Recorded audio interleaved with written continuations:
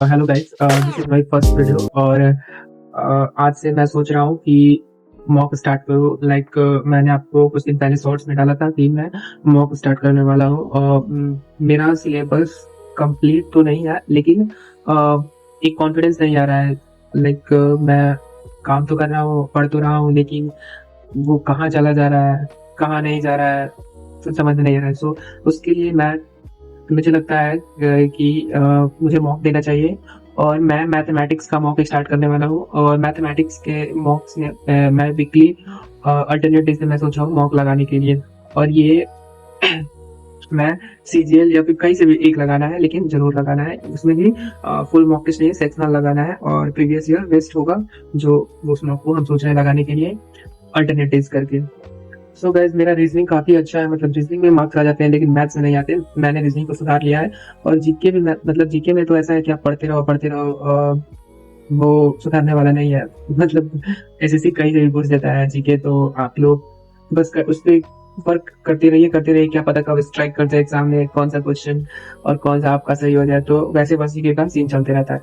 सो आप रीजनिंग में और मैथ्स में ये अपना है, मतलब बोलते हैं ना कि अपने कभी साथ नहीं छोड़ते, उस टाइप के हैं। और जीके का तो मतलब पराया समझ लीजिए कि कब किसका कब किधर मोड़ ले, मतलब कहाँ से कब क्या कर ले, तो उसका कोई रास्ता नहीं है। तो जो अपने हाथ में है उसको तो आप मजबूत करके रखिए। सो हम मैथ्स और रीजनिंग, तो पहले अभी हम मैथ्स का टारगेट लेंगे और रीजनिंग का टारगेट ऐसा कुछ नहीं है, लेकिन आपको जब इच्छा करे आप एक मॉक लगा लीजिए रीजनिंग का, तो वैसा है। और इंग्लिश की बात है तो अभी इंग्लिश में कुछ नहीं कर रहे हैं हम, मैं कर रहा हूँ बस vocab और रूल्स वगैरह कुछ नहीं, क्योंकि मेरा कॉलेज नहीं होता है। और वही 8 से लेकर 5 बजे तक मैं कॉलेज में आने जाना सब कुछ लेकर के वही हो जाता है। तो उसके बाद कॉलेज से आने के बाद तो वही मन करता है, कॉलेज का भी काम होता है, क्योंकि मैं टेक कोर्स कर रहा हूँ। सो वही चलता है और इधर अपना ये भी चल रहा है। तो और कुछ नहीं है, बस मैं सोच रहा हूँ अल्टरनेट पेज करके, लाइक मंडे किया तो ट्यूसडे नहीं, वेडनेसडे किया तो ऐसा करके। और मैथ्स को एनालिसिस भी करना है, ये नहीं कि बस मैथ्स का पढ़ लिए और मॉक लगा रहे हैं, लगाया जा रहा है और इम्प्रूवमेंट कर ही नहीं रहे हैं, तो ऐसा कुछ फिर कोई बेनिफिट नहीं होगा। सो हमें जो मॉक लगाना है उसका एनालिसिस भी करना है और ये देखना है एनालिसिस में कि हमारा कौन सा चैप्टर वीक है और किस चैप्टर को पढ़ने के बाद फिर से हम उसको गलती कर रहे हैं, रिपीट कर रहे हैं, गलती ट्राई करना है कि वो गलती नहीं हो हमसे, क्योंकि वी आर ह्यूमन बींग और हम गलती करते हैं, हम अपनी गलतियों से ही सीखते हैं। सो आपको कोशिश ये करना है कि आप जो गलती एक बार कर दी है उसको दोबारा हम रिपीट ना करें। सो आपका यही टारगेट हमारा होगा। और मैथ्स में अल्टरनेट टेस्ट करके ये लगाएंगे पीवाईक्यू और एनालिसिस करेंगे और रिवीजन रिवीजन के लिए हमने जो नोट्स तैयार रखा है, मैं तो क्या करता हूँ, मेरा नोट्स कुछ नहीं है ऐसा कुछ, लेकिन मैंने आदित्य रंजन सर से पढ़ा है, तो आदित्य रंजन सर का नोट्स है, मतलब क्लास नोट्स है, या उनका एक बुक भी आता है ऐसा करके और क्लास नोट्स भी है। तो आप वहां से रिवाइज कर सकते हैं चीजों को।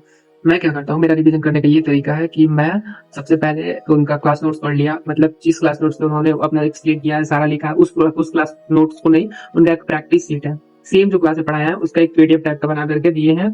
तो मैं उनसे उससे रिवाइज करता हूँ और जब अगर दिक्कत हो जाए कहीं तो जाकर के सॉल्यूशन देखता हूँ।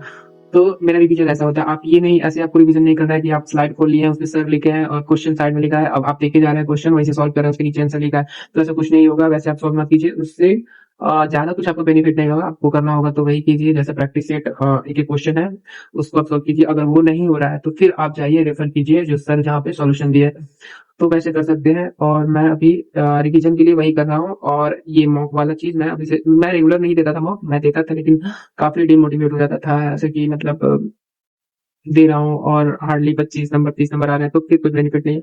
तो इससे इसके बीच में मेरा मार्क्स होता था, अभी भी होता है, तो मैं चाहता हूँ कि इस मार्क्स को इम्प्रूव करूँ और मैं रोज एक मॉक दूँ। वो मॉक मैं अपने यूट्यूब पे डालूंगा, चाहे वो 5 नंबर ही क्यों ना है मेरा। और बस यही चलता है और रिवाइज करूंगा चैप्टर्स को, जिस चैप्टर में प्रॉब्लम होगा, ऐसा लगेगा कि हमें उस चैप्टर को फिर से पढ़ने की जरूरत है, तो मैं उस चैप्टर को फिर से जाऊंगा, दोबारा पढ़ूंगा। लेकिन कोशिश वही होगा कि उस चैप्टर को, जैसे कि एक लेक्चर अगर आप एवरेज चाहते हैं देखें, तो एवरेज में 90 लेक्चर है, तो फिर से वो 90 लेक्चर लेना, मतलब 15 20 लेक्चर लेना एक चैप्टर के लिए, वो दैट इज नॉट पॉसिबल। तो मैं ट्राई करूंगा कि कोशिश करके समझ में आ जाए, और जहां पे आपको डाउट होगा जिस जगह पे, वहां से आप जाकर के उस लेक्चर को रेफर कर सकते हैं। लेकिन कोशिश कीजिए कि वो लेक्चर हमें देखने की जरूरत नहीं पड़े, एक बार देख लीजिए तो, क्योंकि आपको रिवीजन नोट्स से करना सही होगा। क्वेश्चन से आप सीख सकते हैं, ना कि लेक्चर से बार-बार देखे जा रहे हो। सर ने भी बोला है कई बार अपने वीडियो में कि तो तुम लोग कोशिश करो कि रिवीजन करो और क्वेश्चन लगाओ, नए पैटर्न का प्रीवियस ईयर का क्वेश्चन लगाओ और उससे सीखो। ये नहीं हर चीज़ें आप क्लास से नहीं सीख सकते, बहुत चीज़ें ऐसी होती है जो क्वेश्चन के थ्रू हम सीखते हैं। सो ऐसे करके हम वो करेंगे और रिवीजन के लिए हमने बता दिया कि यही कोशिश रहेगा, मेरा मेरा ऐसे कोशिश रहेगा कि 50 क्वेश्चन एक दिन में टारगेट हो, मतलब मैं टारगेट लेकर चलता हूँ कि 50 क्वेश्चन एक दिन में टारगेट हो, 25-25 करके 25-25 करके हो 2 चैप्टर से। जैसे आज मैंने प्रॉफिट लॉस और परसेंटेज से किया 25-25 क्वेश्चन, तो नेक्स्ट डे सीआई ऐसे 25-25, उसके next day profit sorry time and work या एवरेज से ऐसे कर करके आप अपने अनुसार रूटीन बना लीजिए कि मतलब आप एक दिन में कितने कैपेबल है क्वेश्चन करने के लिए। नहीं कि बस बना लिए हैं 100 क्वेश्चन, 200 क्वेश्चन एक दिन में करना है और कर ही नहीं रहे, या फिर 1 दिन 2 दिन के लिए उसके बाद डिमोटिवेट हो गए, तो ऐसा आपको नहीं करना है। आपको एक दिन में कोशिश करना है कि आपको अपनी एबिलिटी मालूम होनी चाहिए कि हम कितने कैपेबल हैं, कितना क्वेश्चन करने की कैपेबिलिटीज है हमारे अंदर। तो आप उसके अनुसार अपने क्वेश्चन लीजिए। स्टार्टिंग में आप कम ले सकते हैं, उसको धीरे धीरे बढ़ा सकते हैं, या फिर ऐसा करके आप चल सकते हैं। सो बस यही था, और क्या मैं इस वीडियो में बताने वाला था। मेरा इस वीडियो का मेन एम यही था आपको बताना कि मैथ्स का एक अल्टरनेट डे मैं वो स्टार्ट कर रहा हूँ एसएससी का, जो कि टेक्स्ट बुक से होगा और एनालिसिस उसको करूंगा और उस रिवीजन चलेगा मेरा, जैसे मैंने आपको बताया। हर दिन एक नया 2-2 चैप्टर नया नया करके, क्योंकि कुछ दिन बाद जैसे 10 दिन आप करते हैं तो 10 दिन के बाद वही चैप्टर रिपीट होने लगता है।